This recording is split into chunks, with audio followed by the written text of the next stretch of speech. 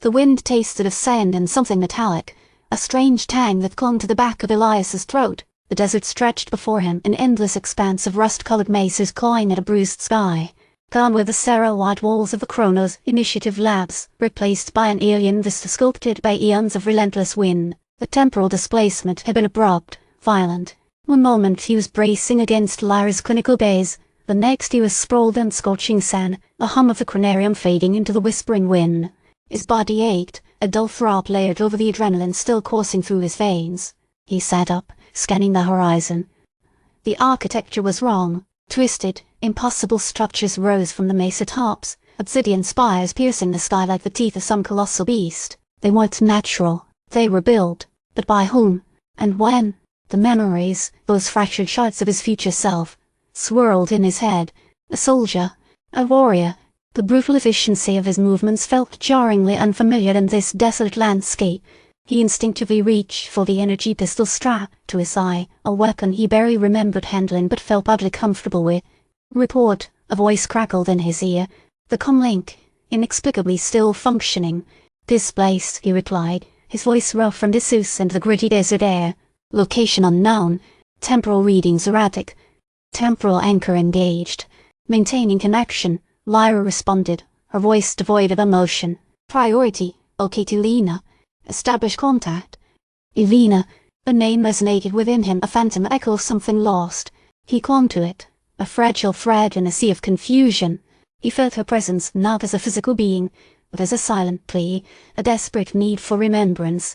He started walking, guided by a flicker of intuition, a sense of direction that seemed to bypass rational thought. The sand shifted beneath his boots, the silence punctuated by the whine of the wind. He noticed a pattern in the mesa tops, a series of faint, almost invisible markings etched into the stone. He paused, squinting, trying to decipher them. They were symbols, not a language he recognized, but familiar. They mirrored the designs he'd seen during some of his research. Suddenly, a shadow fell across him. He spun around, energy pistol raised. A figure stood silhouetted against the setting sun.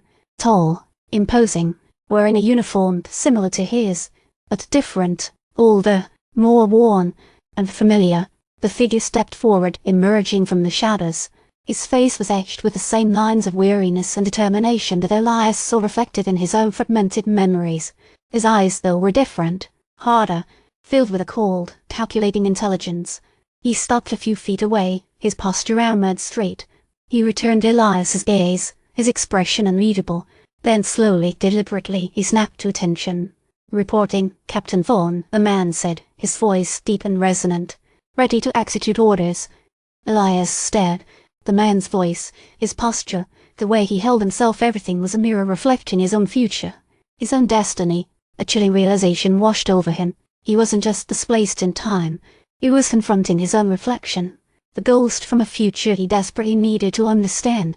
He recognized the insignia on his shoulder of the Chronos Initiative, but with a grin, almost militaristic redesign. Orders, Captain, Elias said, his voice trembling slightly, mimicking the man's formality. The desert wind howled, swallowing his words, carrying them away into the vast, unforgiving landscape. He had a feeling his journey had just begun, and the future he was facing was nearly as straightforward as he's been led to believe.